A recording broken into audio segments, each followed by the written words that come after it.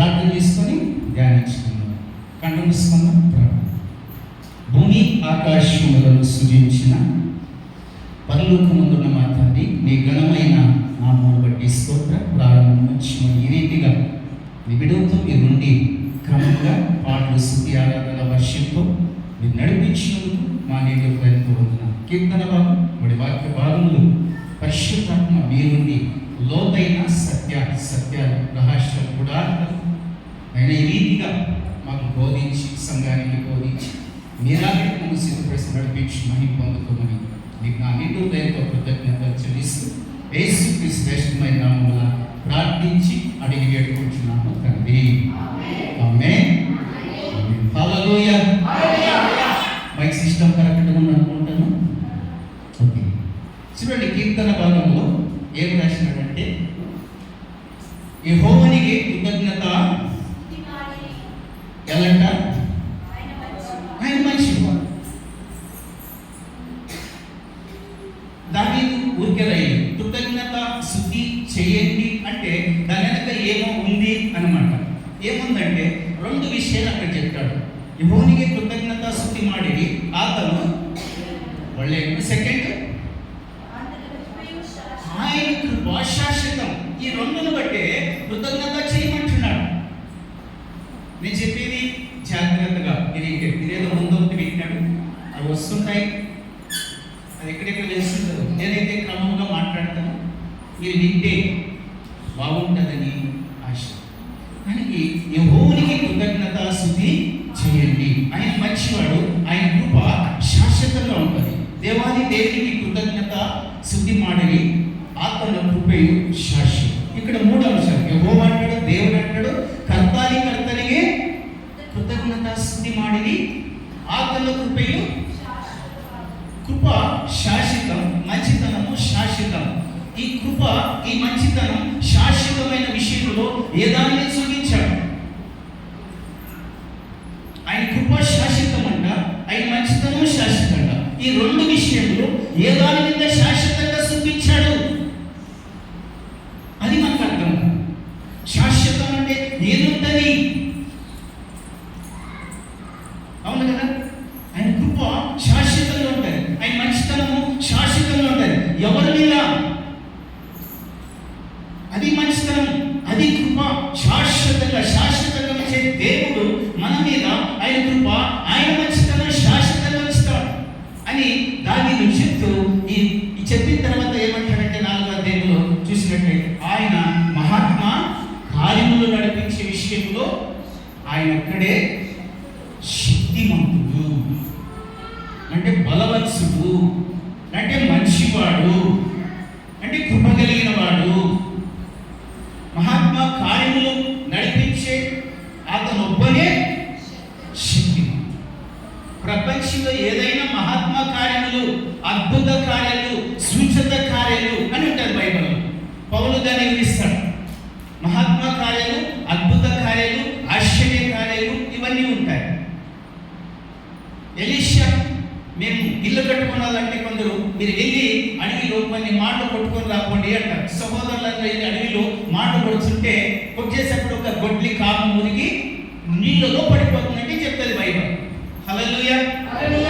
దేవునికి మహిమ కలుగునుగా. ఆయన అంటాడు, నేను ఎవరితో దాన్ని బాడీకి తీసుకొచ్చాను, ఆయన తిరగాలి ఇయర్ చెప్తుంది, నువ్వు ఎట్లా పని అయిపోయింది. ఒక ఉదాహరణ, మడిచి ఎలీషాకి చెప్తే, అయ్యా నేను దాన్ని బాడీకి తీసుకొచ్చాను ఇంత డబ్బులకి, అది మనకి నీకుంటేనే నాకు ఇబ్బంది అయిపోయింది, ఏం చేయాలంటే ఏం చేశాడు, ఎవరైనా నీళ్ళు దుంకి తీసుకురండి అది అతపడింది అన్నాడా బైబిల్ చదివింటే ఆయన వెళ్ళాడంట, చూశాడంట, ఎక్కడ పడిందంటే ఇలాంటి చోట్ల పడిందంటే ఆయన తీసుకున్నాడంట. ఒక చెట్టు దగ్గరికి వెళ్ళి ఒక కొమ్మను విరిసి సన్నది ఎక్కడ పడిందంటే అడిగితే ఆ శరీరం వేస్తే పెద్ద గుడ్లి తేలి పైకి వచ్చింది. హల్లెలూయా. నువ్వు చేసుకునే ఒక్క నోట్లేంది నీళ్ళకి నువ్వు ఎంత చేసిన పైకి రా, కానీ పెద్ద గొడ్లి మాను కొట్టి అట్లా గొడ్లి ఒకే ఒక్క పీస్ తీసి విరిసి దాంట్లో వేసి గొడ్డిని తేలాడిందంటే రాసింది బైబిల్. ఒక మానవుడే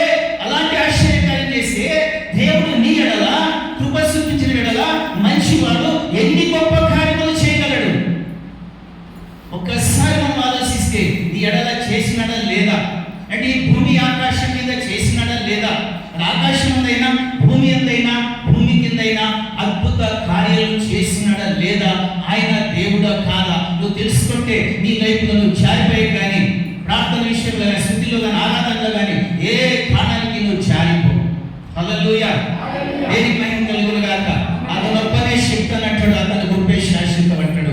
అయినా చూసినట్టేమంటది, అతను ఆకాశమును జ్ఞానమింద నిర్మించిదను. ఆకాశం అంటే ఏంటని తీసినట్ట, అతను ఆకాశం జ్ఞానమింద నిర్మించిదను. అతను గొప్ప శాశ్వత. అతను భూమిಯನ್ನು జలరాశిಗಳ ಮೇಲೆ జాగ్రత్తగా. ఆకాశం జ్ఞానంతో చేశాడంటే ఎట్లా చేశాడని, జ్ఞానంతో చేశాడు. ఏ వస్తువు తీసుకున్నాడు, ఏమీ లేదు, జ్ఞానంతో చేశాడు. జ్ఞానం ఉపయోగించాడు. వస్తువు ఏమైనా ఉందా, ఏమీ లేదు వస్తువు. అద్భుతకరం, ఆశ్చర్యకరం అంటే ఎట్లా ఉండాలి, ఏమీ లేనిది లేనిది ఉన్నట్టుగా చేశాడు అంటాడు అబ్రహాం. నా జీవితంలో దేవుడు లేనిది ఉన్నట్టుగా చేస్తాడు. నీ తెలని జీవితంలో లేనిది ఉన్నట్టుగా చేస్తాడు. ఆకాశం లేదు కానీ జ్ఞానంతో దాన్ని చేశాడని ఇక్కడ రాయబడింది. ఇక చూస్తే ఆలోకి, అతను భూమి యందు జలరాశిಗಳ ಮೇಲೆ ఆసిదను. ఆసిదన్ అంటే పరిశీనాడు, సాగుపరుచుకుని చూస్తున్నట్టు పరిశీనాడు. ఏదాని మీద, భూమి జలరాశి మీద సాపినాడంట. ప్రపంచంలో నీటి మీద భూమి సాపిన దేవుడు ఎవరైనా ఉన్నాడంటే, నీళ్ళు నీ చేతిలో పట్టుకోగలవా? నీళ్ళ భూమి దేశం కనబడుతుందా? నీళ్ళు ఇసుక మీద దేశం కనబడుతుందా? దాని మీద భూమి ఎట్లా స్థాపించాడండి. దేవుడు అని తెలుసుకోవాలంటే కొన్ని అంశములు నీకు తెలియాలా, అప్పుడే దేవుడు అని తెలుస్తుంది. కొన్ని సత్యాన్ని తెలుసుకుంటే దేవుడు అని మనకి తెలియదు. దేవుడు అంటే ఏదో అనుకుంటూ వెళ్ళిపోతుంటాం.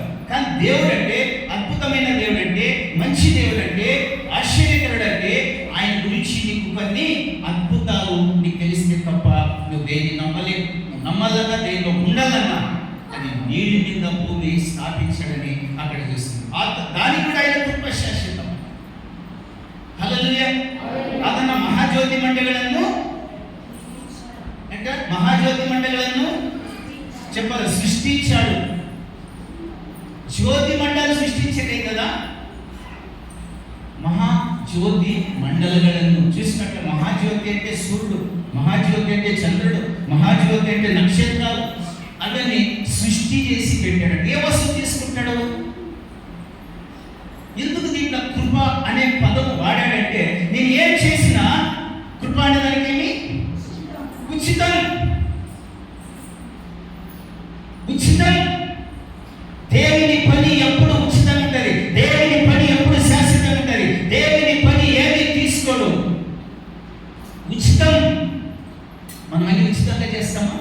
మనకు వస్తువు ఉంటే తప్ప, నీళ్ళు ఉంటే తప్ప, ఏదైనా మన చేతికి తప్పే కడిగితే తప్ప ఏమి చేయలేదు. వాడు ఎలా చేసి ఉంటాడు జ్యోతి మండలం. దేనికి మహిమ కలుగును గాక. చూడండి, మహాజ్యోతి మండలం సృష్టిస్తాను, దానికి కూడా ఆయన కృప అంటారు. ఆయనకు దానికి కూడా మహా కృప. చూస్తామని వాక్యము 8, సూర్య అగలన్నాడుతుంది, అతను కృపే శ్రేష్ఠత. చంద్ర నక్షత్రములు దానికి ప్రతి దానికి ఆయన కృప అవసరం. ప్రతి దానికి ఆయన మంచి పని అవసరం. చూడండి, ఆకాశం, మహాకాశ, జ్యోతి మండలములు మనకు అందుతాయా? మన చేతికి అందుతాయా? మన ఊహకు అందుతాయా? మన జ్ఞానం అందుతాయా? అందినట్లు ఎవరైనా చెప్పగలరా? నేను సూర్యుని సూచించిన, చంద్రుని కళ వాళ్ళు అనుకునేదంతే. వాళ్ళ కళను వచ్చి మేము పోయొచ్చినామని, కానీ అది నీ యొక్క జ్ఞానానికి అందదు. దేనికి మహిమ కలుగును గాక.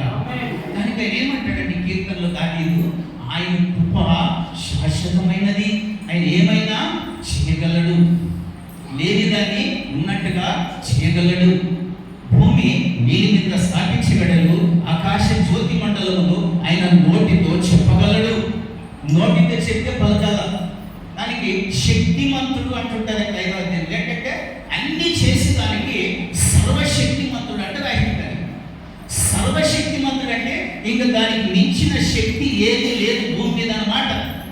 సర్వజ్ఞాని అంటే ఆ జ్ఞానానికి మించిన ఇక ఏది లేదు అన్నమాట. బైబిల్ చెప్తారు సర్వజ్ఞాని. సర్వజ్ఞాని అంటే భూమి ఆకాశములు సమస్తము సృష్టించుకున్న ముందు ఉన్న జ్ఞానమే దేవుడే జ్ఞానం. అందుకే జ్ఞానంతో సమస్తము చేయగలను. నా శక్తితో, నా వాక్కుతో, నా బలముతో నేను ఈ సృష్టి అంతా చేయగలను. నేను దేవుడు అనిపిస్తున్న దానికి నా శక్తి ఉపయోగిస్తా, నేను దేవుడు అనిపిస్తున్న దానికి నా జ్ఞానం ఉపయోగిస్తా, నా దేవుడు అనిపిస్తున్న దానికి నేను ఉచితార్థంగా చేస్తా, నేను దేవుడు అనిపిస్తున్న దానికి అది నిలుగు పరుస్తా, నేను దేవుడు అనిపిస్తున్న దానికి నా మాటతో జ్యోతి మండలం చేస్తా. ఎవడైనా ఉన్నాడా? నేను చేసినవి ఇంకొకడు చేసినట్లు నిరూపించగలమా? చరిత్రలో లేవు. అందుకే ఆయన గట్టిగా చెప్తున్నాడు, నేనంత మంచివాడి లోకంలో ఎవరు లేరు. దేవుడు అంటే మంచివాడు. ఇవన్నీ ఎందుకు చేశాడు? ఆయన కొరక ఒకసారి ఆలోచించి ఇవన్నీ ఎందుకు చేశాడు? జ్యోతి మండపం ఎందుకు రావాలా? నీళ్ళు ఎందుకు రావాలా? భూమి ఎందుకు కావాలా? ఆకాశ నక్షత్రాలు ఎందుకు కావాలా? ఇవన్నీ ఎవరి కొరకు? దేవుడికైనా కొడుకుంటాడా? వాడుందా? కూతురుండాలా? దేవునికి ఏమైనా? ఆయనకి శరీరం లేదు. శరీరం ఉండేవాడు దేవుడు కాదు. నిద్ర వచ్చేవాడు దేవుడు కాదు. పోయి తినేవాడు దేవుడు కాదు. ఆకారం కనబడిసేది ఏది దేవుడు కాదని చెప్తాను బైబిల్. హల్లెలూయా. కనబడిసేది ఏది, తాకేది ఏది, ఇట్లా తాకితే కనబడిసే ముట్టుకుంటే అది దేవుడు కాదు. దేవుడు ఏమైనాడంటే సత్యవేదం చెప్పేది ఆత్మ స్వరూపి. దేవుడికి మహిమ కలుగును గాక. ఆత్మకి ఏముండదు, ఆకర్షణ ఆకార ఏమి ఉండదు. 33వ కీర్తనలో ఒక వాక్యం చదువుకుందాము. అలాగని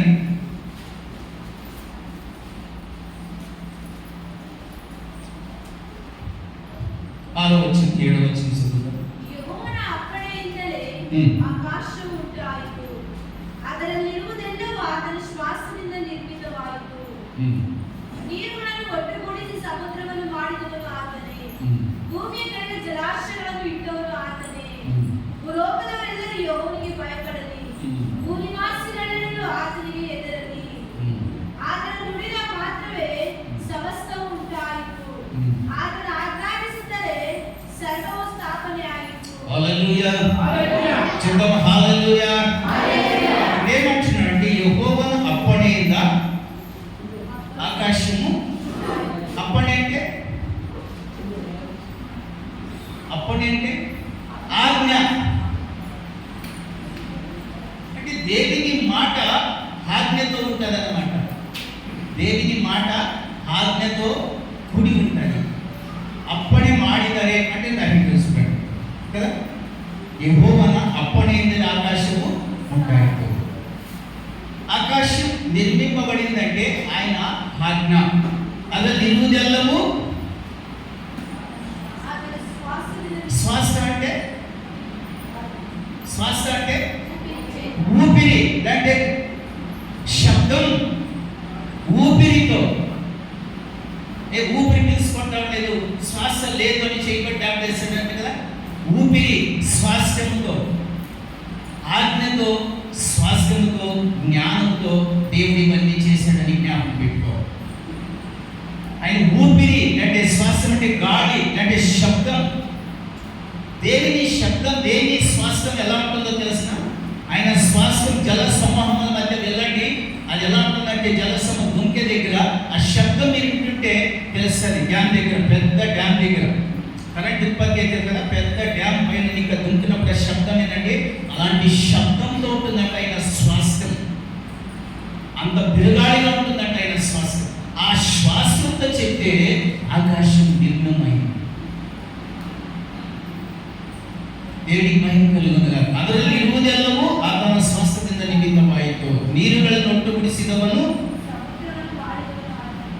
ನೀರು ಒಟ್ಟುಗೂಡಿಸಿದ ఎట్లా ఒట్టుగూడిస్తావు?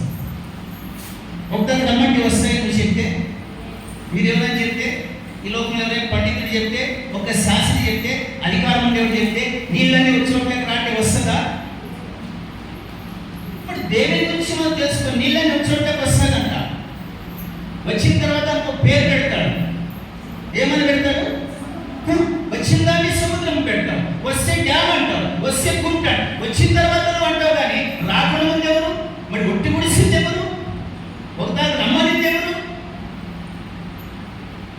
రమ్మని ఆయన ఎవరు? ఆ శ్వాసం ఏంటో ఎలా నిర్మించాడో నీకు తెలితే, నీళ్ళని ఒక చోట ఉండేదానికి ఆయనే కారకుడు, నీళ్ళ మీద ఉండేదానికి ఆయనే కారకుడు, జలమండలంలో ఉండేదానికి ఆయనే కారకుడు అని తెలుసుకున్నాను. నీ జీవితంలో ఈ సత్యాలు తెలుసుకున్నావనుకో, నిన్ను ఏది తాకదు, ఎవరు నీ దగ్గరికి రాదు. నీ దగ్గరికి వస్తే మోకరించి ప్రార్థన చేయమంటారు.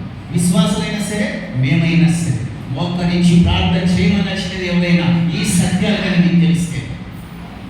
హల్లెలూయా, దేవునికి మహిమ కలుగును గాక. అవన్నీ ఒట్టు ముడిచినవాడు అతని అంటాడు, భూమి కలిగి జలరాశిని పెట్టిదవను. భూమి పైన ఉన్నాయి, భూమి కింద. నీళ్లుంటాయా? 100కి 75% నీళ్లుండాలని చెప్తుంది. ఎన్ని పర్సెంట్లు? 75% నీళ్లుంటాయంట.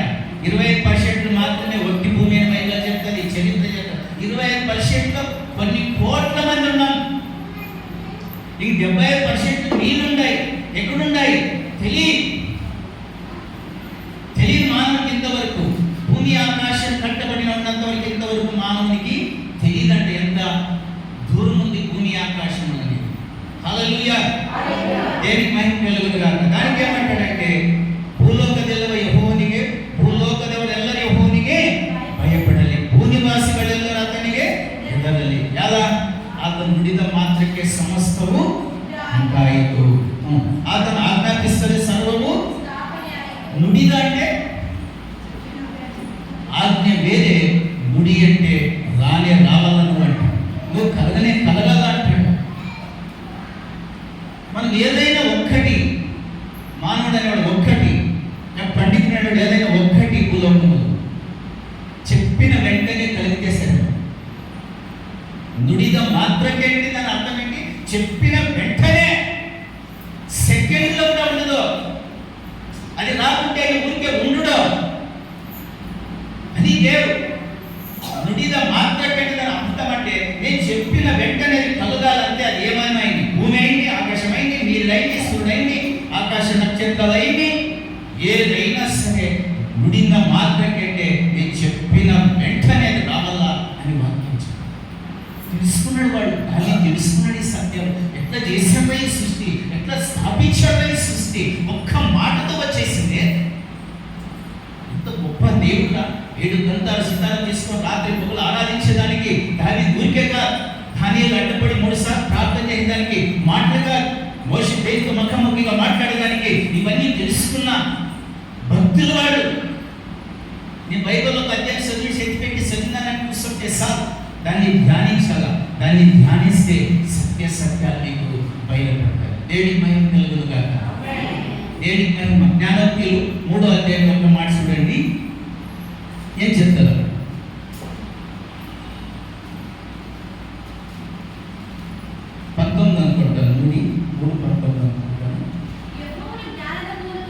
యెహోవను జ్ఞానದ ಮೂಲಕ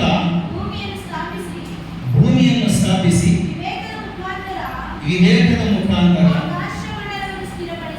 ಆಕಾಶಮಂಡಲವನ್ನು ಸ್ಥಿರಪಡಿಸಿದನು.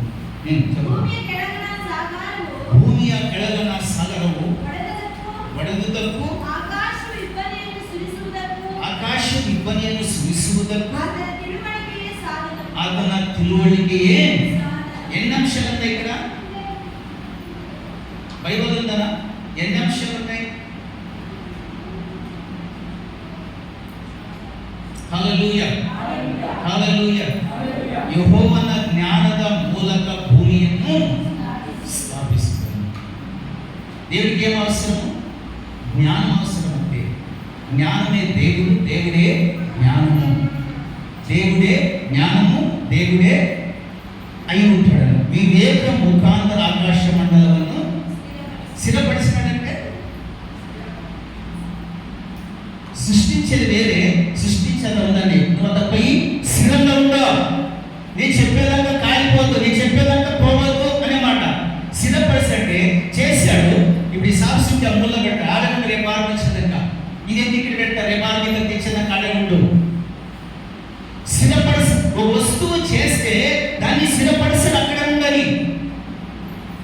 అది ఆయన చెప్పింది చేసేదానికి ఆయన జ్ఞానం ఉపయోగించాడు, వివేకం ఉపయోగించాడు. కింద 20 వచనం చూస్తే భూమి కలిగే సాగరమును వడరులకు అది పగిలితే తప్ప నీళ్లు. మరి ఇక ఆకాశం ఇబ్బంది సురిస్తుందప్పుడు ఇబ్బంది అంటే మంచు వేరే, వర్షం వేరే, చెడి వేరే, శక వేరే. ప్రతిదానికి ఆయన జ్ఞానం, ప్రతిదానికి ఆయన వివేకం, ప్రతిదానికి ఆయన సంకల్పమై ఉంటేనే నీ గాలి వస్తుంది, సూర్యుడు వస్తుంది, అది ఆకాశంలో నిలుస్తుంది. ఎక్కడ ఉండమంటే ఇక్కడ ఉంటుంది. ఇక్కడ టెంకాయ నిండుపడుతుంది అంటాం మనం, టెంకాయ చెట్టు నిండుకుపోతుంది. వర్షం వస్తే సిద్ధకాలు వెళ్తాయి ఇక్కడ అంటాం. ఆయన స్థిరపరిచాడంట. నేను చెప్పే వరకు కదలొద్దు. అది దేవుడు ప్రతి అంశం వాడు ఎందుకు వివరించి రాశాడు. ఈయనెవరు? దావీదు కుమారుడైనా ఈయన పేరేమి చెప్పండి, పేరు తెలిసిందే.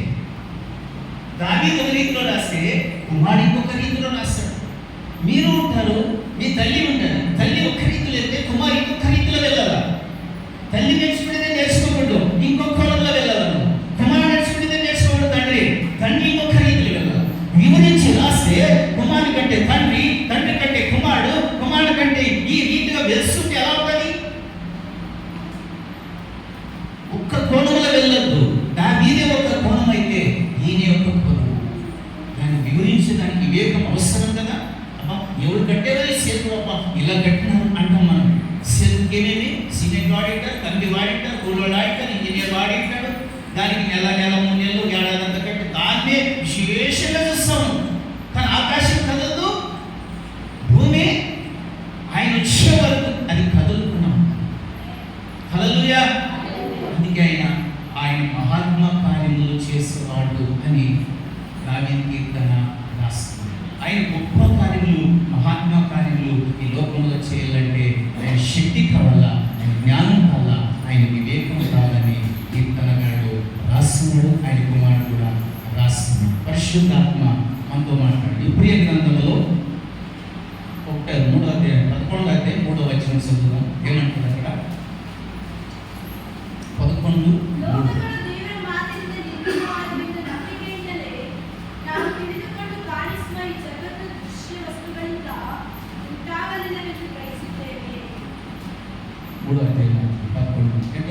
ಲೋಕಗಳು ದೇವರ ಮಾತಿನ ನಿಮಿತ್ತವಾದಲೆಂದು ನಂಬಿಕೆಯಿಂದಲೇ ನಾವು ತಿಳಿದುಕೊಂಡು ಕಾಣಿಸುವ ಈ ಜಗತ್ತು ವಿಶ್ವವಸ್ತುಗಳಿಂದ ಉಂಟಾಗಲಿಲ್ಲವೆಂದು ವಿಶ್ವವಸ್ತುಗಳಂటే వస్తువులంటే ఏమైనా వస్తువు తీసుకొని చేసినాడా? ఏదానికైనా వస్తువు ఉపయోగించినాడు దేవుడు? ఎవరిదైనా సలహా అడిగాడు ఇట్లా చెయ్య? మనము ఆయన బిడ్డలని చెప్పుకుంటామండి. అంటే మనము సిగ్గులు చేయడు కదా. నీకు దృశ్యమైన అదృశ్యమైన సూర్యుడైనా, చంద్రుడైనా, భూమి అయినా, భూమిలో ఉండవైనా, ఆకాశమైన, ఆకాశంలో ఉండవైనా, పాతాళ లోకమైనా ఎవరిని చేయకుండా చేసిన దేవుడంట. నువ్వు గ్రహించుకో అంటే రాయింటుందన్నమాట. ఈ లోకము దేవుని చేత సృష్టి అయిందని తెలుసుకో. ఆకాశం దేవుని చేత సృష్టి అయిందని తెలుసుకో. దృశ్యమైనవి, కనబడుకునేవి అవన్నీ కూడా ఆయన ద్వారా సృష్టింపబడిందని నువ్వు తెలుసుకో. మనం తెలుసుకోవాల్సింది అది. దేవుని గురించి నీకు తెలిసే, ఆయన సృష్టి గురించి నీకు తెలిసే, ఆయన అద్భుతాల గురించి నీకు తెలిసే, ఆయన జ్ఞానం వివేకం గురించి మనకు తెలిసే, ఎల్లప్పుడూ ఉదయం మధ్యాహ్నం సాయంత్రం ఆరాధిస్తూ స్తుతిస్తూ ఆయన కొరకు జీవిస్తాం. ఆయన ఎప్పుడు ఆనందభరితమై ఉంటాం. దేవుడి మహిమ కలుగును గాక. ఇలాంటి దేవుడంట లోకము దేవుని మాతి నిమిత్తవాదవు ನಂಬಿಕೆಯಿಂದ ನಾವು ತಿಳಿದುಕೊಂಡೇವೆ. ಕಾಣಿಸುವ ಜಗತ್ತು ದೃಶ್ಯ ವಸ್ತುಗಳಿಂದ ಉಂಟಾಗುತ್ತಲ್ಲವೆಂದು గ్రహించుకోవాల. ఏదో ఒక వస్తువు తీసుకొని చేసినాడు, ఎవరో సహాయం చేసినాడు,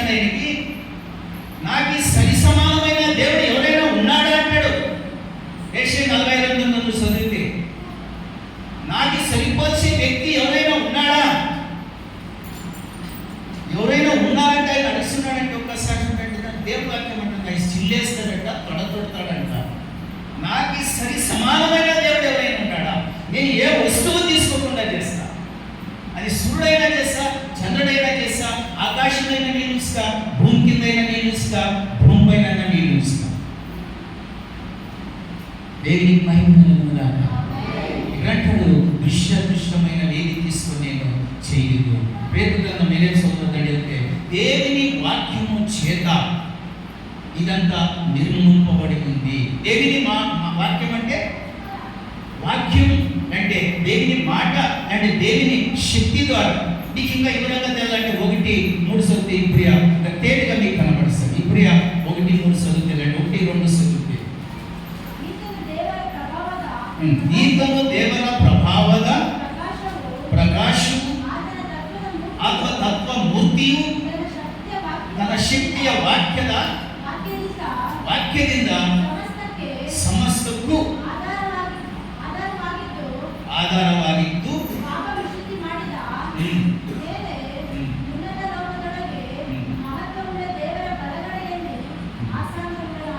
ಹಲ್ಲೆಲೂಯಾ. ಎರಡು ಓದೋಣ. ದೇವರು ಈ ಅಂತ್ಯ ದಿನಗಳಲ್ಲಿ ನಮ್ಮ ಸಂಗಡ ಮಗನ ಮುಖಾಂತರ ಮಾತಾಡಿದನು. ಈತನು ಎಲ್ಲಕ್ಕೂ దేవుడు ఎవరు నియమించాడంటే ఇదంతా సృష్టికి బాధ్యులుగా చూడండి. ఈతను ఎల్లಕ್ಕೂ బాధ్యనాಗಿ నియమిಸಿದನು. ఈతನ ಮೂಲಕವೇ జగత్తు అనుండగా. ఈతన ಮೂಲಕ అంటే మన వేసి ఎందుకు చెప్పాలి ధైర్యంగా ఎవరికైనా ఈయన మూలంగా కలిగిందయ్య భూమి. యేసయ్య అంటే ఏమి? మీ దేవుడి లాగా ఈయన మూలంగా కలిగింది జగత్తు. మాట్లాడతాడు ఇంకా నువ్వు మాట్లాడతాడిందా? అది చూడండి. ఈతను ఎల్లಕ್ಕೂ బాధ్యను. ఎల్లకంటే సమస్తానికి బాధ్యత వారసుడు. నావేమే దేవుడు, నా వల్ల కలిగిందనే దేవుడు. నేను కృపతో చేసిన, జ్ఞానంతో చేసిన, వివేకంతో చేసిన, ఎవరిని చేయట్లేదు. నన్ను నిరోధంగా మాట్లాడుకునేదానికి దేవుడు చూడండి ఒక వ్యక్తిని తీసుకుని ఈతను ఎల్లಕ್ಕೂ బాధ్యతని నియమిస్తాడు. యేసు ప్రభుని నియమించాడు. నువ్వు ఎక్కడ వెళ్ళినా యేసు ప్రభు మాత్రమే ఆరాధించాలా. యేసు ప్రభు పదమే వాడాలా.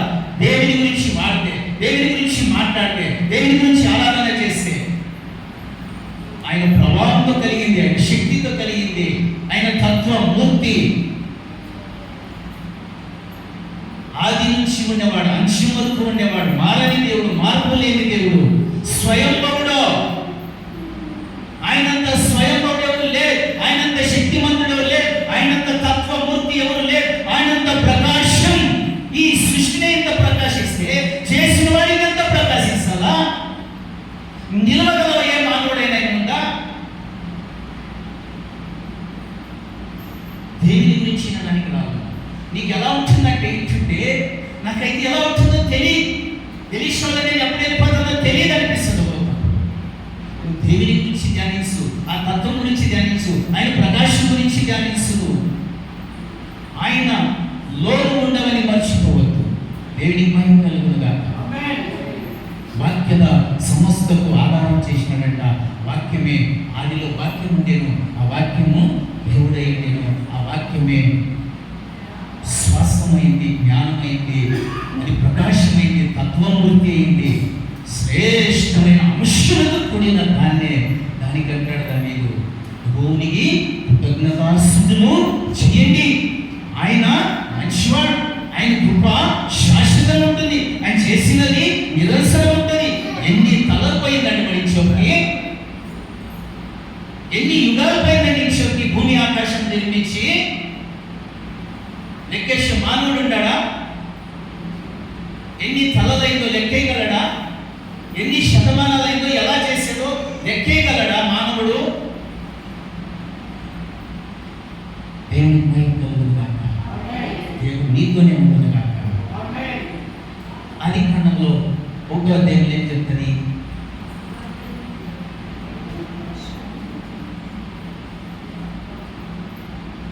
1-2 వచనాలు ఏం చెప్తారు?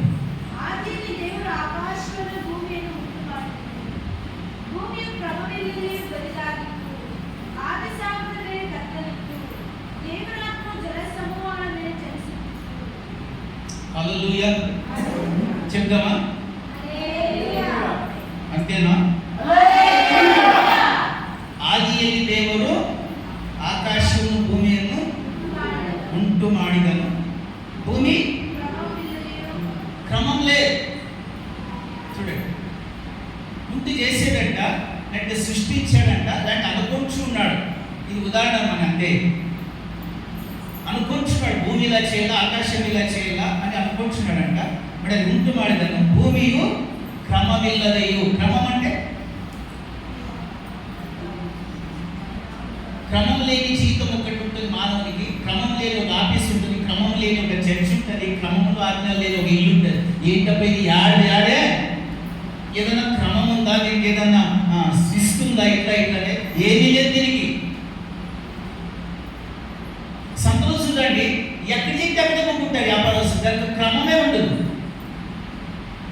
క్రమం అనేది లేకపోతే ఆయన ఆలోచిస్తాడు, ఇంత జ్ఞానము, ఇంత బలము, ఇంత శక్తి ఎందుకు కావాల్సి వచ్చిందో తెలిసిన, క్రమం లేని భూమిని క్రమపరిచేదానికి, సరలేని భూమిని సరిచేసేదానికి, చీకటితో కమ్ముకున్న ఈ భూమిని సరిచేయడానికి రాసింది కదా. చీకటి అంటుందా? ఏ చీకటి అది? క్రమం లేనంటుందా? ఏ క్రమం అది? ఎందుకు క్రమం లేనట్టు వాడుతున్నాడు? ఎందుకు చీకటి ఉందంటే వాడుతున్నాడు? ఏ చీకటి అది? ఏ క్రమం లేని జీవితం అది? ఏ కుటుంబం, ఏ ఆఫీస్ అంటే ఏ లోకం అది? అక్కడ వాడుతున్నాడు. క్రమం ఉంటుందంటే ఒకరికి. క్రైస్తవులని వాళ్ళకి ఎలా ఉండాలంటే, మనకి కూడా అప్పుడప్పుడు క్రమం ఉంటే బాగుంటుంది. క్రమం లేకుంటే ఏమంటారో తెలిసిన, దేవుడు భూమి ఆకాశంలో క్రమం లేకుంటే దాన్ని సృజేషన్ వచ్చిన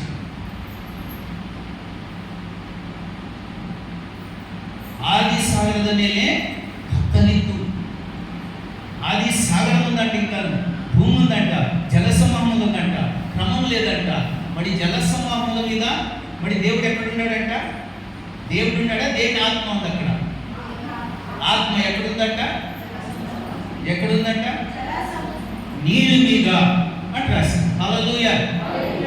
ఏ దాని మీద? దేవుని ఆత్మ నీళ్ళు మీద. ఫస్ట్ దేవుడి ఆత్మ ఆదిలో ఎక్కడుందని ఎవరైనా అడిగితే, ఆత్మ ఉందంటే దేవుడి ఆత్మ స్వరూపి. ఫస్ట్ ఆయన ఆత్మ స్వరూపి ఎక్కడుందంటే జల సమాముల పైన ఏం చేస్తుందంట? అది సంచరిస్తుందంట, అంటే వేగుల పడుతుందంట. హోం హోం అని వాళ్ళని రాసరే ఆ శబ్దము ఇది సంచరిస్తుందంట. ఏం చేయాలి నేను? చీకటిని ఏం చేయాలా? క్రమం లేదు, ఏం చేయాలా?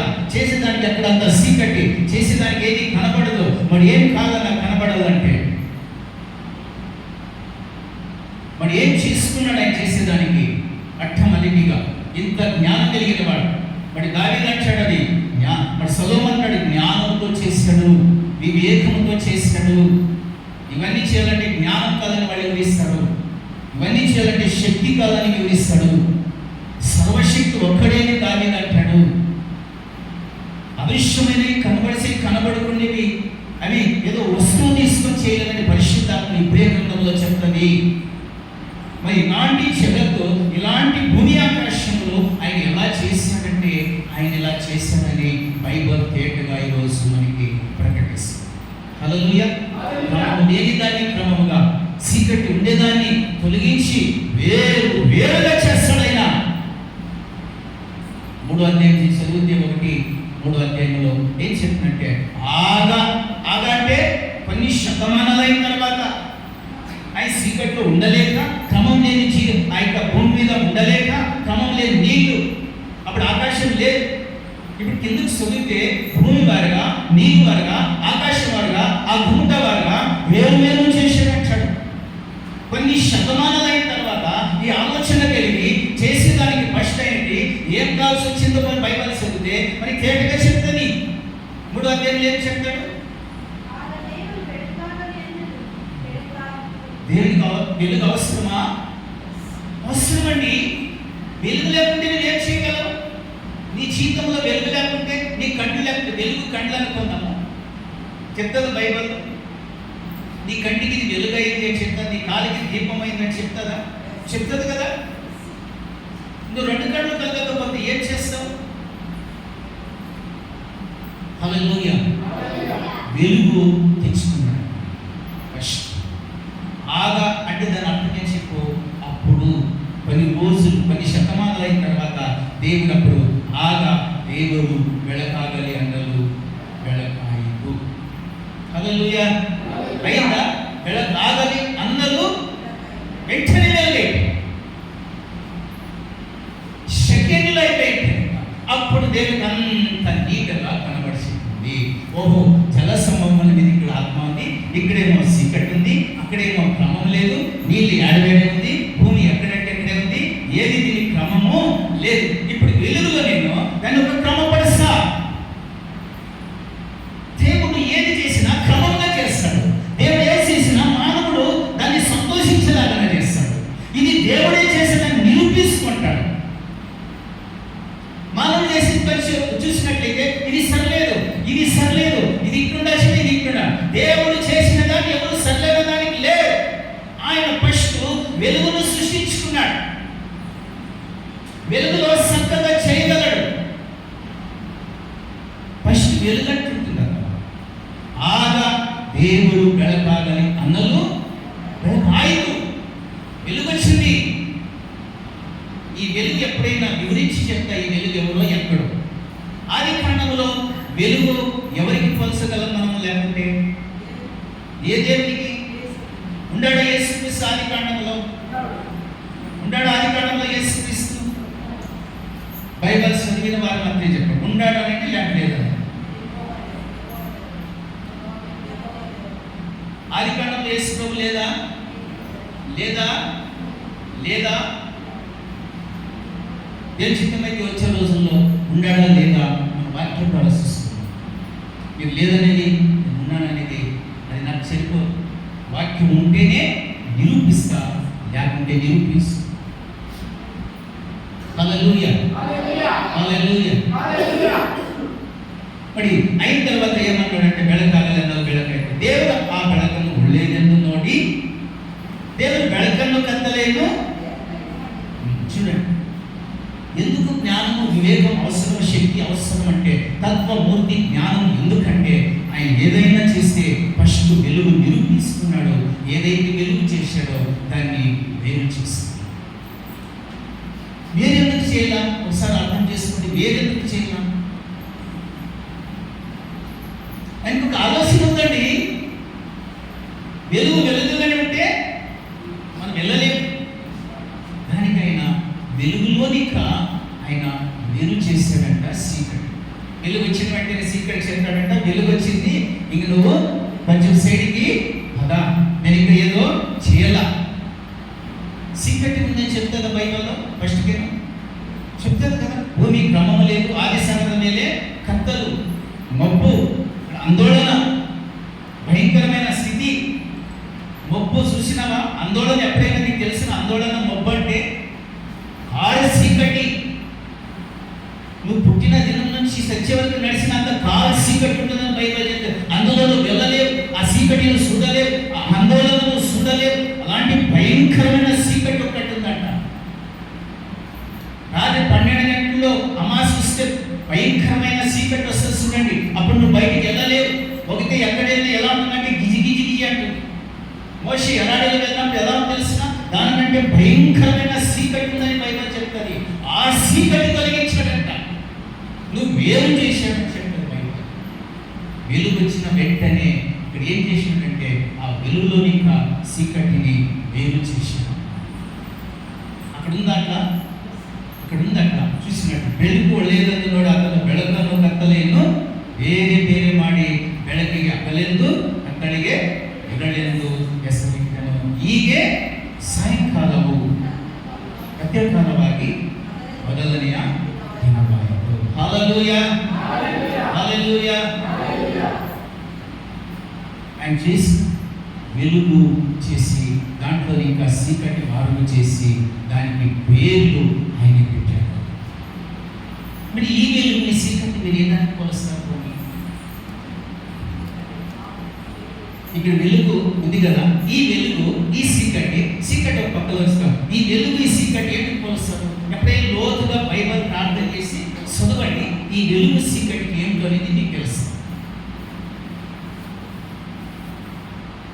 ఈ మిగతా అధ్యాయంలో చదివితే వేరే చేసినట్టు సూర్యచంద్ర బాగా చోద్ది మండలం చేసినట్టు బాగా బట్ అవమానపడేదానికి కాదు కదా ఇది. ఇక మిగతా అధ్యాయంలో చదివితే సూర్యుడు వారు ఉన్నాడు, చంద్రుడు వారు ఉన్నాడని చెప్తారు. మరి ఈ వెలుగు ఈ యొక్క చీకటి ఎవరనేది నీకు తెలియాలంటే పరిశుద్ధాత్మ నీకు సహాయం లేకుంటే దేవుడు దాన్ని బయటపరచలేదు. ఈ వాక్య రూపంలో నీకు వచ్చిన రోజుల్లో ఈ వెలుగు చూపిస్తా దాన్ని వేలు చేశాడు, దానికి ఒక పేరు పెట్టాడు. ಬೆಳಗಿಗೆ ಹಗಲೆಂದು ಕತ್ತಲೆಗೆ ಇರಲೆಂದು ಹೆಸರಿಟ್ಟನು. ಹೀಗೆ ಸಾಯಂಕಾಲ ಪ್ರತ್ಯೇಕಾಲ ಮೊದಲನೇ ದಿನವಾಯಿತು. హల్లెలూయా హల్లెలూయా. ఆయన మనం చూసినట్లయితే బళిగే అంటాడు. ఆగా అని తిరిగి బళిగే అంటే ఆయన సృష్టించే ముందు ఏదో ఒక పదం అంటారు. ఇప్పుడు దేవుడు అంటుంటారు. ఇక్కడ కింద ఏముందంటే బళిగే దేవుడు అంటే బళిగే అంటే ఒక్కటైన తర్వాత ఒకటి అన్నమాట. అది అయ్యి అది వేరు చేసి దానికి ఒక చీకటిని, దానికి ఒక వెలుగని, దానికి ఒక పొగలని, ఇది రాత్రికని మనమా ఏమో చేసి ఇది రాత్రికుని, ఇది పొగులుకుని, ఇది రేపుకుని. హల్లెలూయా. వచ్చే వారిలో ఎలా ఉంటుందో ఈ డబ్బులు దానికి తీసిపెట్టు, ఇది దీనికి తీసిపెట్టు, ఇది రాటికి తీసిపెట్టు మనం అంటుంటాం కదా. మనం అంటామని క్రమముగా రేపు ఎలా అయిందో తెలియదు. ఆగా అంటుంటారు. అప్పుడు అవసరం వచ్చినప్పుడు దాన్ని వాడుకుందాం. నువ్వు చెప్పినట్ల నేను చెప్పినట్టు దేవుడు ఏది చేయడు. ఆయన అవసరం ఉన్నప్పుడు అంటాడు బలిగే అంటాడు. బలిగే అంటే ఇప్పుడు అది క్రమం అయిపోయింది, వేరైపోయింది. ఒక క్రమంలోనికి భూమి వచ్చింది, ఒక క్రమంలోనికి ఆకాశం వస్తున్నది అని బలిగే ఆదను అంటున్నాడు. బలిగే ఆదను ఏమంటాడు? జల సమూహాల నడువే విస్తారవాద గుంటను ఉంటాగలి అందరు అన్నాడట. ఉంటాగలి ಅದು ಕೆಳಗಿನ ನೀರುಗಳು ಮೇಲಿನ ನೀರುಗಳು ಬೇರೆ ಬೇರೆ ಮಾಡಲಿ ಅಂದನು. హల్లెలూయా. అయిందట. చూడండి, దేవుడు వెలుగైన తర్వాత వెలుగులోని ఒక చీకటి తీసి, ఒక చీకటికేమో చీకటి అంటే ముప్పు అంటున్నాడు, ఇప్పుడు వెలుగుకేమో పొగలు అంటున్నాడు. పేరు పెట్టి వేరే చేసినట్లుగా చూసి ఒక దినమైంది నాకు. ఇవంతా చేసేదానికి ఎంత అయిందంట? ఒక్క దినం తీసుకు. దేవి మహిమ కలుగును గాక. బట్ రెండోదిగా ఏం చూస్తున్నాను? ఈ వెలుగు చీకటి గురించి ఎప్పుడైనా మీకు చూపిస్తా. ఇప్పుడు ఏ 6వ అధ్యాయం చదివిన భాగంలో ఏం చూస్తున్నామంటే జల సంహారణ విస్తారವಾದ ಗುಂಟ ಉಂಟಾಗಲಿ. ಅದು ಕೆಳಗಿನ ನೀರುಗಳು ಮೇಲಿನ ನೀರುಗಳು ఎలా రెండు భాగాల నీళ్లు వేరే చేస్తున్నాడు. ఎలా? ఒరే నీళ్ళు మాత్రమే ఉన్నాయని లెక్క. దాని అర్థం రెండు భాగాలుగా చేసేదానికి కారణం ఏంటంటే అప్పుడు నీళ్ళు మాత్రమే ఉందంట, భూమి లేదంట. అప్పుడు ఆయన ఎప్పుడైతే రెండు భాగాలుగా చేశాడో అప్పుడు నీకు ఎండిన నేల సిక్తదని రాసేది బైబిల్లో. అంతవరకు నీకు ఎండిన భూమి లేదు. ఆయన విభాగించుకుంటే ఏది కూడా నీకు చీకటి రా, విభాగించుకుంటే వెలుగు నీకు రా, విభాగించుకుంటే భూమిలో నీకు నీళ్లుండు, విభాగించుకుంటే ఆకాశంలో నీకు నీళ్లుండు. విభాగిస్తే తప్ప, చేసిన దాన్ని క్రమ చేసే తప్ప మనం జీవించలేదు. మనం జీవించాలంటే ఆయన క్రమబద్ధంగా జ్ఞానము లేకుండా తెలివి కలిగి చేసి ఆయన శక్తిని చూపించి ఆయన కృపతో ఫ్రీగా చేశాడు. ఆయనంత మంచివాడు ఎవరు లేదు. నువ్వు ఆయనంత మంచివాడు లేదని నోటితో చెప్తే చాలు, నీకు ఇష్టం వచ్చినాడు వస్తే చాలు, ఏదో ఒక పాట పాడితే చాలు, అచ్చుకున్నది అంటే ఇట్లా మెచ్చుకోపోయింది అచ్చుకోపోయింది అంటే అట్లా దేవునికి నీకు ఆత్మ సంబంధమైన విషయంలో ప్రార్థనలో శుద్ధుల్లో ఆయన కొరికే జీవించి యొక్క ఆత్మీయ పట్టుదల అభిషేకం నీకుంటే వర్షిప్ అయిన పాటలైన శుద్ధి అయినా ప్రతి రాత్రి పగులైనా నువ్వు ఆయనతోనే బంధము కలిగి జీవిస్తావన్నమాట. ఇంత చేస్తున్నాడు, నీకు చీకటి తీసేసినాడు, క్రమం లేని సరి చేసినాడు. దాంట్లో దాంట్లో ఇంకా చీకటి వారు చేసినాడు, వెలుగు వారు చేసినాడు, దానికి ఒక పేరు పెట్టినాడు, పొగులని పేరు పెట్టాడు, రాత్రి అని పేరు పెడుతున్నాడు. రాత్రి వచ్చేస్తుంది ఇంకా సర్దుకోండి, ఇంకా తిన్నాం. వస్తే కదా నువ్వు రాత్రి అనేది, పొగలు వస్తే కదా లేమా అరగంటకి పనిపోవాలి, వస్తే కదండి నువ్వు అనేది, వచ్చేదానికి కదా నువ్వు అనేది.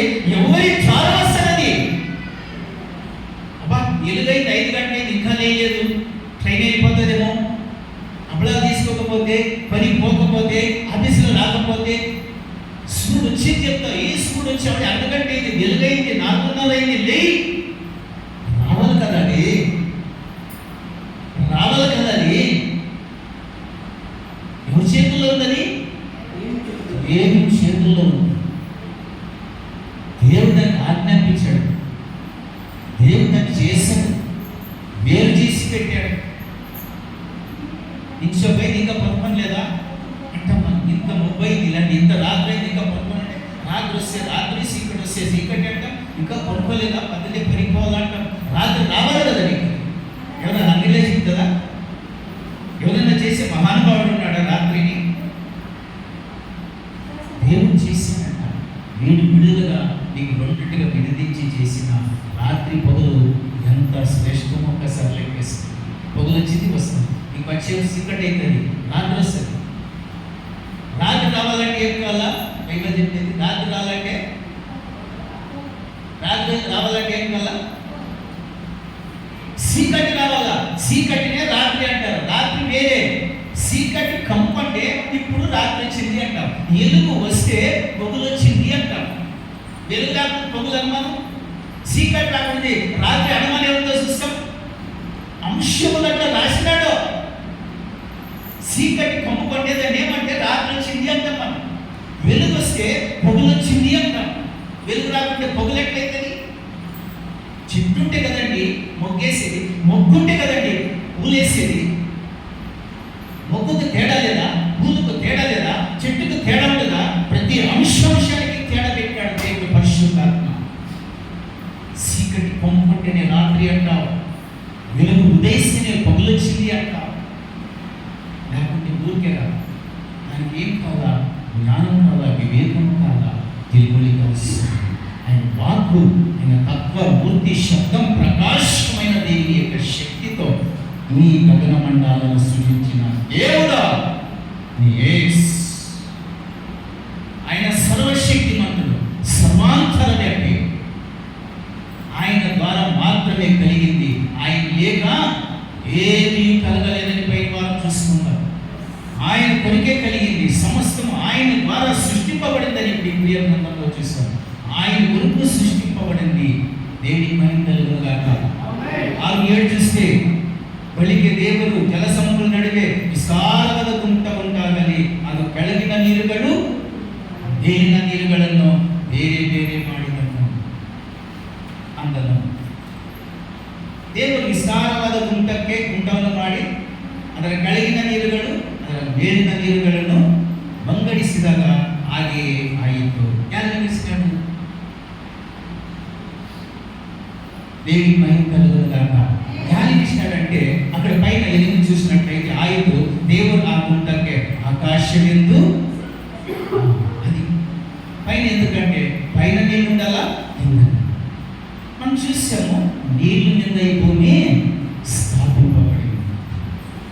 ఇప్పుడు 2 భాగాలు నీళ్ళు చేశాడు కదా. ఒక భాగం నీళ్ళు ఎక్కడ ఉన్నాయి? భూమి కింద ఉన్నాయి. ఒక్క భాగం నీళ్ళు ఎక్కడ ఉన్నాయి? ఆకాశంలో. ఇప్పుడు ఎలా ఉంటుందండి ఆకాశంలో నీళ్ళు ఉంటే? భూమి కింద నీళ్ళుంటే భూమి ఎట్లుంటుంది? నీళ్ళు చూసి వాడ కొరసంపై పడిపోతుంది, చదువుతోడండి కాదు కలిసి పడతాం. నీళ్ళు వెళ్ళిపోతూ వాడ అంటే నెమ్మొస్తుంది. మరి భూమి కింద నీళ్ళు ఉంటే భూమికి నెమ్మ రాలే. 2 భాగాలుగా చేశాడంట. ఎందుకు భూమి నీళ్ళు ఉండాలా? నీకు అవసరం కదా, నీ పేరుకు అవసరం కదా, నీ పశువులకు అవసరం కదా, నీ చెట్లకు అవసరం కదా, నీ ఫలాలు కావు కదా, నువ్వు పోసుకోవాలి కదా. తెలియదానికి నీకు తెలిస్తే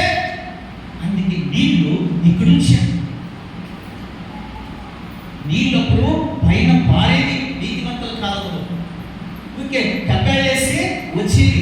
ఇప్పుడు 1000 అడుగులు వేసినా లేకపోతే దానికి కారణం ఏంటో మనకి తెలియదు. దేవుడికి ఒక్కరికే తెలియదు 1000 అడుగులు వేసిన నీళ్ళు ఎందుకు రాలేదు. అప్పుడు చూసావా, వాళ్ళు మందస్సు పెట్టెత్తుకొని పోతుంటే ఏర్దాన్నది ఎలా మారిందంట? ఏకరాశిగా మారిందంట. ఏకరాశి అంటే గడ్డలు కట్టి వాళ్ళకి దావేసిందంట. ఏకరాశి నీళ్ళు ఎక్కడైనా ఏకరాశిగా మార్చే చూస్తావా? నీళ్ళు ఎక్కడైనా వాళ్ళగా ఉండే చూసారా చరిత్ర? తన ప్రజలు ఇశ్రాయేలు కానాను దేశానికి వెళ్ళాలంటే సముద్రం చీల్చబడి 2 గోడలుగా నిలబడిందంట. నీళ్లను గర్భం చేసేవాడు దేవుడు. గర్భం అంటే గర్భం లాగా, గర్భంలో బిడ్డ ఎలా గట్టిగా ఉండి బయటకు వస్తుందో నీళ్లు గర్భం చేస్తాడు. బైబిల్ చెప్తుంది. వాడు వెళ్ళాలంటే 2 గోడలు గట్టిగా నిలబడిందంట.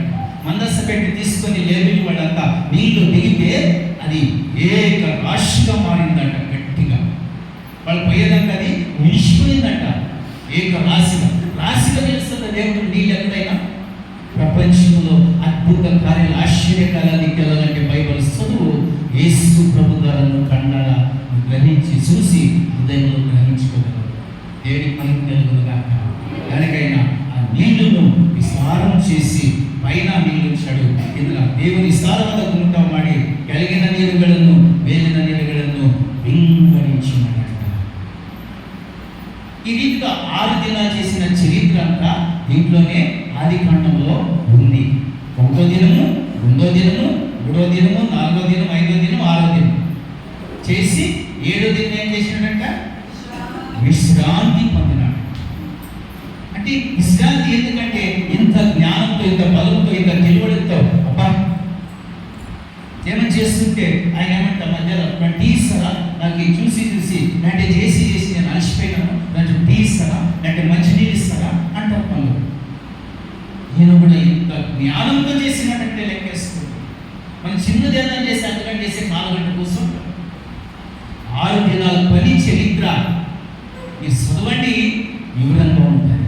అన్ని వివరించి చెప్పేదానికి కాదు. అన్ని వివరించి ఒకటి నీకు చెప్పాలంటే కొన్ని దినాలు అవుతుంది. ఒక్కొక్క అంశం మొదలుపెట్టి చెప్పాలంటే కొన్ని ఏళ్ళు అవుతుంది చరిత్ర. దేవుడికి మహిమ కలుగును గాక. ఇలా చేశాడంట. ఆగ దేవుడు అక్కడ ఆకాశం చేసిన వ్యక్తను పైన దానికి ఏం పేరు పెట్టాడు? ఆకాశం. కింద దానికి భూమి అని పేరు పెట్టి ఒక్క చోట్ల ఉండే నీళ్లు, నేను చెప్తాను ఆ నీళ్ళు అప్పుడు ఆకాశంలో ఉండలేదు. దానికి ఆకాశంలో గుంట అంటాడు, ఆకాశం అంటాడు. అక్కడ కూడా నీళ్ళు ఉంచాడంట, భూమి కింద నీళ్లు ఉంచాడంట, భూమి నీళ్లు పైన స్థాపించాడంట. భూమి ఏదానిపైన స్థాపింపబడింది? బైబిల్ చదవండి. నీళ్లు పైన ఉంచాడు. మనం నీళ్ళు పట్టుకోగలమా? నీళ్ళు ఉండలేదు. భూమి మీద వేస్తే అల్లుకుంటుంది, మట్లో వేస్తే వెళ్ళిపోతుంది. కానీ భూమి మీద నీళ్లు మీద భూమి స్థాపింపబడి ఉందని బైబిల్ చెప్తారు. అది ఆశ్చర్యం కాదా? అద్భుతం కాదా? దేవుని యొక్కది. మనకి ఎలా ఉన్నామంటే కింద నీళ్లు ఉంటాయి, పైన భూమి ఉంది, ఆకాశం ఉంది, ఆకాశం పైన జల సమాగమాలు ఉంటాయి. వర్షాకాలం వచ్చిన వెంటనే వర్షం అక్కడి ఇంకా వస్తుంది. ఆయన చేసేటప్పుడే 2 విభాగించాడు. నీళ్ళు ఉన్నదా? నీళ్ళు ఆకాశంలో ఉందా లేదా? ఉండిన నీళ్ళు గిల్లి అని చెప్తారు. మాడలు వస్తాయి, వర్షం వస్తుంది, 8 దినాలు తుఫాను వస్తుంది. మీరంతా జాగ్రత్తగా ఉండండి.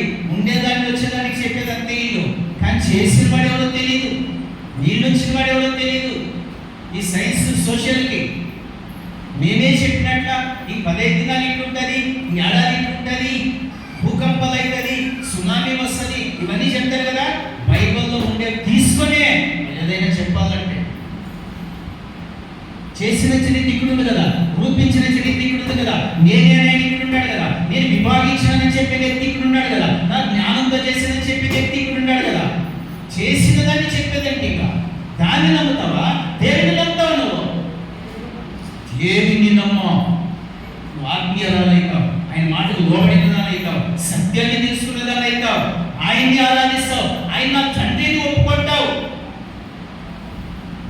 తెలియకపోతే నీకు ఇష్టం వచ్చిన మార్గంలో వెళ్ళిపోయి నీకు ఇష్టం వచ్చినట్లుగా ఉండి లాస్ట్లో ఎక్కడికి పోతావో తెలియదు. హల్లెలూయా, హల్లెలూయా. ఈ భాగంలో లాస్ట్ ఒక వాక్యం ఏం చెప్తుంది తెలిసిన 31వ వాక్యం చదువుకుందాం.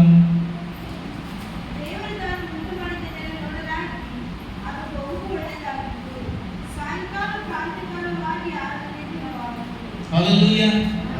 ఏమైందంట? అన్ని అంశాలు చెప్పేదానికే. ఇప్పుడు ఇంకా ఉండే చరిత్ర చెప్పండి అంటే, ఇప్పుడు నీకు కొత్తగా ఇల్లు కట్టినామండి, ఇంట్లో ఏమేమి రూములు కట్టినామని నీకు తెలుసు కదా. రూమ్ ఇల్లు కట్టినప్పుడు నీకు ఇంట్లో ఏమేమి రూమ్ ఉంటుంది నీకు తెలియదు. ఆఫీస్ రూమ్ అంటారు, ఇది భోజనం చేసేది, ఇది హాలు, ఇది ఆఫీస్, ఇది బెడ్, అవి సామాన్లు దాంట్లో ఉంటాయి కదా. ఉంటాయా లేదా? ఇల్లు కట్టుకున్న సామాన్లు ముందే తెచ్చి పెట్టుకుంటావు. భూమి ఆకాశం చేసినాక భూమి మీద ఏముంది నీకు తెలియదా? దాని గురించి చెప్తేనేనా? అది కూడా చెప్పాలి దేవుడికి.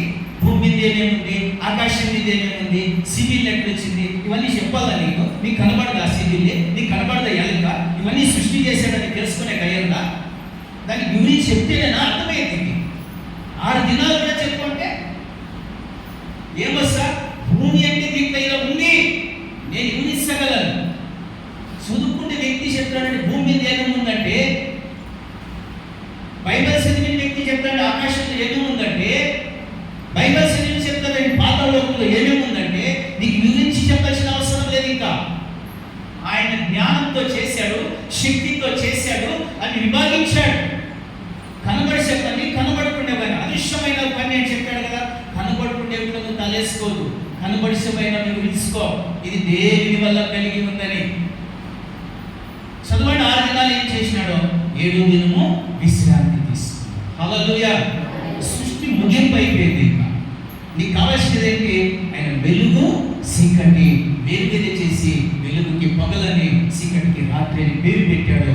2 జలసమూహములు ఒకే మీద భూమి మీద ఉంటే, ఆయన ఒక్కటి ఆకాశంలో ఉంచాడు, ఒక్కటి భూమి పైన ఉంచాడు. ఆకాశం దాన్ని గుంట అంటాడు, అంటే తెల్ల బట్ట అంటాడు, అంటే ఆకాశం అని పేరు పెట్టాడు. జలసమూహాలు అక్కడ ఉన్నాయి, ఇక్కడ ఉన్నాయి. ఇంకా భాగాలన్నీ చదివితే ఆయన జ్యోతి మండలను, సూర్యుడు, చంద్రుడు అన్నీ కూడా సృష్టించి అక్కడ ఉంచాడు.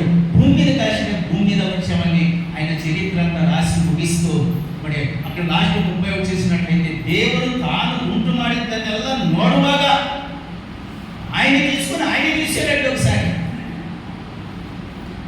ఎందుకు చూస్తాడు? నువ్వు ఇల్లు కట్టిన తర్వాత చూసుకోవా? ఈ చర్చ్ కట్టిన తర్వాత చూసుకోరా? మీరు రెడీ ఎక్కడైనా పోయినాడు, మిమ్మల్ని మీరు చూసుకోరా?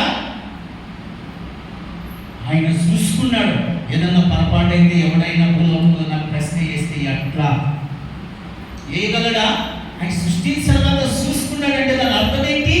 నీట్గా ఉందని, క్రమముగా ఉందని, అది ఉచితంగా కలిగిందని, దేవుని చేత కలిగిందని, ప్రజలకి, ప్రాణులకి, సమస్తకి అనుకూలకరంగా ఉందా లేదని చూసిన వ్యక్తి. చేసిన వాడు చూస్తాడు, చూసిన వాడు చేస్తాడు, దాన్ని గ్రహిస్తాడు. అది మంచిగా ఉందని ఆయనకి హృదయం కనిపిస్తే నీకు అనిపిదా? నీకు అనిపిద దేని సృష్టి మంచిగా ఉందని? నిష్ఠాసనం పోవద్దు. ఒక్కసారి దేవుని దగ్గరికి వస్తే ఎలా ఉండాలో నేర్చుకో. ఆయన చేసిన దాన్ని ఆయన చూసుకున్నాడండి, ఎంత జాగ్రత్తగా ఉండాలండి. నాకు సంతోషమైతే ఈ వాక్యాలు కొన్ని ఏంటి ఆయన చేసి ఆయన చేసుకుంటా, నేనే చేశాను కదా నేను చూసే పని అంటావు నువ్వు. తప్ప దాశక్తి నాకేం తెలీదా? తెలుసు. ఎవరో నుంచి పేరు పెడితే కళ్ళలో నీకేస్తాను. హల్లెలూయా, హల్లెలూయా. మరి దేవుడు చూడండి, అతను దేవుడు తాను ఉంటున్నాడు దానిలో నోడుగా కాదు, బహు అని రాసింద. ముఖ్య మంచిది అని బహు ఒళ్ళేదానికు అంటే, బహు అంటే చాలా చాలా చాలా మంచిది. ఆయన ఏమన్నా చేస్తే బహువచనంతో చేస్తాడు, ఏకవచనంతో చేయి. ఏకవచనం అంటే ఎవరైనా ఇది కాదు, ఇది సరిచేయాల, ఈ కొంపెట్టి పెట్టాల్సిందే అనేది. కానీ బహువచనము చాలా మంచిగా ఉందంటే ఇక ఎవరు పేరు పెట్టకూడదు భూలోకంలో అని చేసిన చరిత్ర, భూమి ఆకాశముల చరిత్ర, ఆయన చరిత్ర.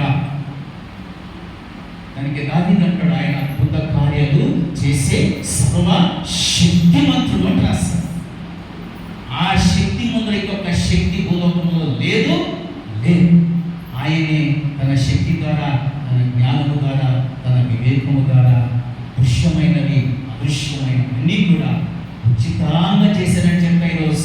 ఈ చదివించిన కీర్తనలో దేవుని కృతజ్ఞతలు చేయడం ఆయన మంచివాడు, ఆయన కృప నిరంతరం ఉంటుంది. అది ఉచితార్థంగా ఎవడు దానికి అంది లేదు, ఎవడు చేయి సాపలేడు, ఆయన ఎవరికి చేయి సాపలేడు. అలాంటి స్థితిలో ఈ భూమి ఆకాశం ఉచితంగా చేశాడు, జ్ఞానంతో చేశాడు, వివేకంతో చేశాడు. అవి స్థాపింపబడి ఉంది. అది నీ నిమిత్తం, నా నిమిత్తం, సర్వ సృష్టి నిమిత్తం. అది రాత్రైనా పగలైనా, కింద భూమి అయినా పైన ఆకాశమైనా, నీళ్ళైనా ఏదైనా, సూర్యుడైనా చంద్రుడైనా, సర్వ సృష్టి అంతా ఆయన దృష్టికి మంచిగా ఉందంట. ఆయనకి మంచిగా ఉందంటే మనందరికీ మంచిగా ఉన్నట్లే. హల్లెలూయా. దానికి లాస్ట్ మాట, ఈ సృష్టి గురించి ఇంకేం మీకు చెప్పే నేను అవసరం పడదు. ఎలా అంటే మీరు చదువుకున్నారు, మిగతా ఏంటి, ఎరగడ్డ ఎట్లయింది, టమాటాలు ఎట్లయింది, పైర్లు అన్ని దాంట్లో ఉంటాయి. అన్ని గురించి చెప్పేదానికి ఇంకా నేను ఇంటికి తెచ్చుకుంటా కదా, దాంట్లోనే తెలుసుకో. ఇంకా కోడి తీసి తెలుసుకో, టమాటా తీసి అన్ని దాంట్లో ఉంటాయి కదా. ఇంకా అన్నీ అవే ఉండేది. ఇంకా తినేది, తాగేది, ఇది మాత్రమే దాంట్లో ఉండేది.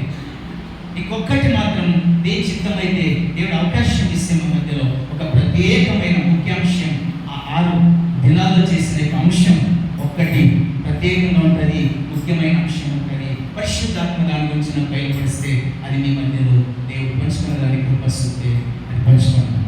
దేవుడు ఈ మాటలు మీ హృదయంలో ఉంచునుగాక. ఇవన్నీ కూడా దేవుని చేత, దేవుని జ్ఞానం చేత, దేవుని బలము చేత ఉచితార్థంగా కలగబడింది. అది మంచిగా ఉంది, అది మంచిగా ఉంది. వేరు వేరు చేసిన దేవుడు ఆయనంత బలవంతుడు గొప్ప ప్రార్థిస్తున్నాడు. ఇవన్నీ మన నిమిత్తం, మన కొరకు ఆయన శాశ్వతంగా ఆయన కృప ఉంచి చేశాడు. అలాంటి కృప, అలాంటి శాశ్వతమైన ప్రేమ సంఘం మీద, మన మీద ఆయన ఉంచి ఆయన భూపరలోకంలో మనం వేరేదానికి ఇచ్చిన దేవునికి నిండు కృతజ్ఞతలు చెల్లిస్తూ ఆయన కొరకు జీవిస్తాం. అట్టి కృప పరిశుద్ధాత్మ దేవుడు ఈ సంఘానికి అనుగ్రహించుగాక. ప్రార్థన చేసుకుని ఎలా వచ్చినట్లయితే ప్రార్థన. ఈయన నీవు ఎంత లోతుగా ఉందని నాకు తెలియదు ప్రభువా. ఇలా చేసేవాళ్ళు దీన్ని ఇలా చేసి ఉంటే నన్ను ఎలా చేసేవారు? చీకటిని మారు చేశావు, క్రమం లేని భూమిని క్రమంగా చేశావు. చీకటిలో ఉండలేక, జలసమూహాల పైన ఉండలేక వెలుగుని కలిగించుకున్నాడు. నీ తోడును వెలుగునిచ్చుకున్నాడు. ఆ వెలుగును చేసి చీకటిని మారు చేసి వేలు పెట్టే పొగలు రాత్రేని వేరు చేసి నీళ్ళన్నీ ఒక చోట్ల ఉంటే కాదు, భూమి నిలుగు ఆకాశం ఉన్నదని వేరు వేరు చేశాడు. మహాసాగరం మీద భూమి ఉందంటే చెప్తుంది, ఆకాశంలో ఇబ్బంది ఉంటుంది, నీళ్ళు ఉంటుందని చెప్తున్నారు. మీరు అలా చేసిన పైన మీకు మాత్రమే తెలుస్తుంది. మానవుడు ఊహించలేడు. నీ సత్యాలు మానవుడు తెలుసుకున్నది కాక, నీ సృష్టి గ్రహించును కాక, నీ మాటలు గ్రహించును కాక, దేవుని జ్ఞానం ఎంత ఇస్తాను, దేవుని తెలుగునికి, దేవుని యొక్క వివేకము అన్నిటికీ మూల కారణమైంది ఆయన మాట ద్వారా చేశాడు. ఇవన్నీ మంచిగా చేశాడు దావీదు అంటున్నాడు. ఇవన్నీ జ్ఞానంతో చేశాడంటే దావీదు కుమారుడు సొలొమోను అంటున్నాడు. ఇది వాక్యము చేత కలిగి ఉండేది. ఇప్పుడే గ్రంథం అంటది, ప్రభువా నీ వాక్యం, నీ తత్వమూర్తి శబ్దము శక్తితో ఇవన్నీ నిర్మించిన దేవుని ప్రభువు. ఎంత గొప్ప దేవునిగా ఆరాధిస్తున్నాం, ఎంత గొప్ప దేవుని మేము కలిగి ఉన్నామా? మీకు వందనాలు రాజా, మీకు వందనాలు రాజా. మేము మర్చిపోలేమయ్యా. ఎంత మంచి వాడు. ఇల్లు చక్కని నీళ్ళు మాకుందంటే, చక్కని భూమిలో నీళ్ళు కంటే, చక్కని కొంచెం ఆస్తి మాకుందంటే, ఇవన్నీ నువ్వే కదా ప్రభు భూమి వచ్చింది. మాకు తెలుగుడికి తెచ్చిందయ్యా, జ్ఞానం తెచ్చిందయ్యా, మేము గ్రహించుకున్నట్లు. ఇక లోతైన సత్యం తెలుసుకుని సహాయం చేయి. ఇక నీ గురించి తెలుసుకుని సహాయం చేయి. మరి నన్ను ఎలా చేసి ఒకరోజు నా గురించి మాట్లాడలేవా? ఇక్కడ నేను అడుగుతాను. ఇవే రీతిగా ఉంటే, ఇవే చక్కగా ఉంటే, ఇవే క్రమంగా ఉంటే, మరి నన్ను ఎలా చేసావు ప్రభు భూమి మీద? నా మీద నీకు ఇంకా ఆలోచన ఉంది నాయన. నేను ఇక్కడ చూసుకునేదానికి నువ్వే కదా కారకుడు. పరిశుద్ధాత్మ ఈ సమూహ మాట్లాడడం కోసం ఏమిస్తే నేను నన్నే తీర్చగలనో తెలియదు ఆయన. చాలా గొప్ప దేవుడయ్యా, చాలా మంచి దేవుడయ్యా. నీ పనులు శాశ్వతంగా ఉంటాయ్యా. నీ కార్యములు నిలిచిపోతాయి. నీ కార్యముల గురించి మహానుభావుడు ఎవరు లేరు. నీ కృపా కార్యముల గురించి వారు ఎవరు లేరు ప్రభా. అవి ఎన్ని శతమానాలైనా సరే నిలిచిపోతాయి తండ్రి. ఇలాంటి గొప్ప దేవుని కలిగి ఉన్నందుకు మా నిండు హృదయంతో నీకు కృతజ్ఞతలు, మా నిండు హృదయంతో కృతజ్ఞతలు. వచ్చిన వారిలో వీళ్ళందరూ నీ మీద విశ్వాసం ఉంచి, వీళ్ళందరూ నీ మీద విశ్వాసం ఉంచి నిరీక్ష కలిగి ప్రభు నా దేవుడని నన్ను విశ్వాసించి నీ కొరకు, నీ రాజ్యం కొరకు పరిశుద్ధులుగా పవిత్రులుగా అయినా జీవిస్తుకు ఇక్కడ సహాయం. ఇది నా సత్యం నిజమే కదా, అవును కదా, ఇవన్నీ ఆయన ద్వారా కలిగింది కదా, ఆయనే కదా దేవుడని, ఇంకా దేవుడు లేదని నిర్ణయించుకుని ఇక లోతైన సత్య రహస్యాలు తెలుసుకుంటూ ఆత్మీయ దేవుడిని బలపరుస్తుంది. అందరినీ సంఘాన్ని ఆకర్షింపేసి నడిపించమైనా యేసుకి శ్రేష్టమైన నామముల ప్రార్థించి అడిగి వేడుకున్న సమస్తం యేసయ్య నామములో పొంది ఉన్నాము తండ్రి. ఆమేన్. ఆమేన్. థాంక్యూ. దేవుని మాట దీవించండి.